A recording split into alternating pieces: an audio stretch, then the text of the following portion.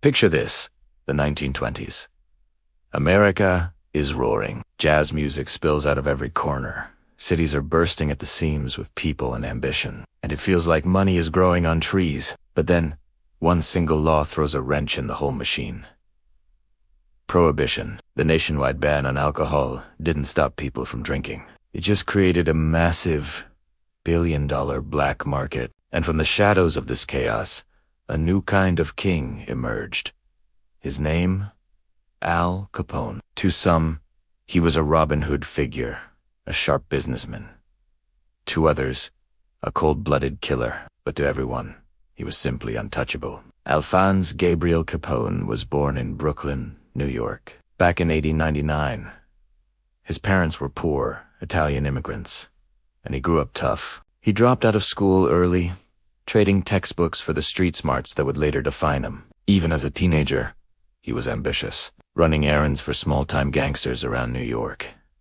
It was during this time that a bar fight left him with 3 deep scars across his left cheek. He hated the nickname it earned him, Scarface, but it stuck, becoming a permanent part of his fearsome reputation. In 1919, seeking bigger opportunities, Capone packed his bags and moved to Chicago. The Windy City was a powder keg of opportunity, corruption, and vice, and it was the perfect place for a man like him. There, he met his mentor, a powerful bootlegger named Johnny Torrio saw a spark in the young, hungry Capone, a mix of intelligence and ruthlessness that was rare. He took Capone under his wing, teaching him the ropes of the illegal liquor trade. When a rival gang tried to assassinate Torrio, he barely survived. Shaken, he decided to retire, handing the keys to his entire empire over to Capone. Alphonse Capone, at just 26 years old, was now the boss. Under Capone's leadership, the Chicago outfit tightened its grip on the city like a vice.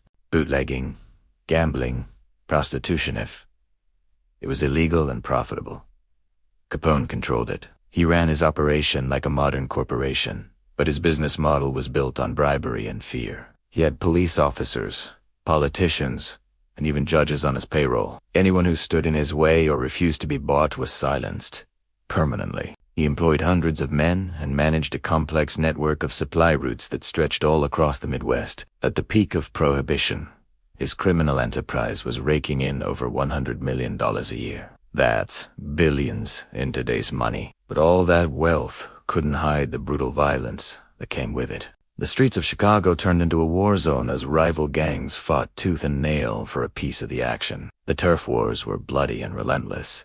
But one event would sear Capone's name into the history books forever. On February 14, 1929, Valentine's Capone's men, some disguised as police officers, lured 7 members of a rival gang into a garage on North Clark Street. The men were lined up against a brick wall and executed in a storm of machine gun fire. The press dubbed it the St. Valentine's Day Massacre. The brutal killings shocked the nation and cemented Capone's image as the face of organized crime. Of course, he denied any involvement, but the message was crystal clear. Al Capone ruled Chicago through absolute terror, but Capone was also a master of public relations. He knew the power of image. While his enforcers were breaking legs, he was opening soup kitchens to feed the poor during the Great Depression. He donated generously to charities and was often seen in public, dressed in tailored suits, a fat cigar in his mouth, and a wide smile for the cameras. The press and the FBI famously labeled him public enemy number 1. But in a strange way, a part of the public secretly admired his audacity, his defiance of a law many thought was foolish. He was a folk hero and a monster, all rolled into one. Behind the carefully crafted public persona, however, the walls were beginning to close in. Federal agents, led by the determined Elliot Ness and his team known as the Untouchables, were trying desperately to bring him down, but they couldn't make any violent charges stick. Witnesses had a habit of disappearing, and evidence would mysteriously vanish. Capone seemed invincible. So, the government decided to change its strategy. If they couldn't get him for murder, they'd get him for something he could unbribe or intimidate his way out of.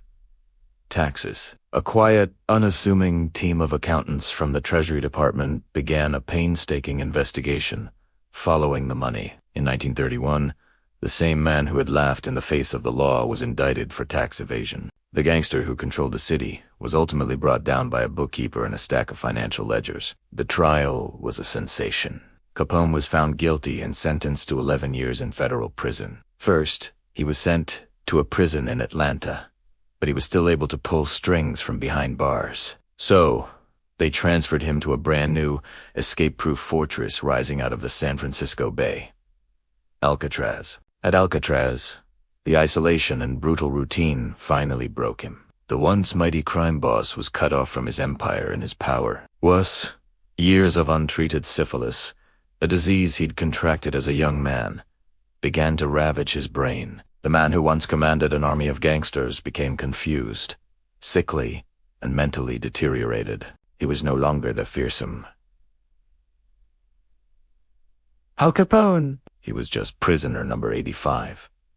He was released from prison in 1939, a mere shadow of his former self. Capone spent his final years in seclusion at his mansion in Florida, his mind lost to the disease. He died in 1947 at the age of 48. His vast criminal empire had crumbled long before his death, but his legend became immortal. The fedora, the cigar, the bulletproof Cadillac, these became symbols of a mythic American gangster who ruled an underworld empire. Capone's story is a chilling look at the dark side of the American dream. It shows how power, wealth, and corruption can flourish in plain sight, and how quickly it can all come crashing down. In the end, Al Capone's downfall came not from a bullet, but from a pen.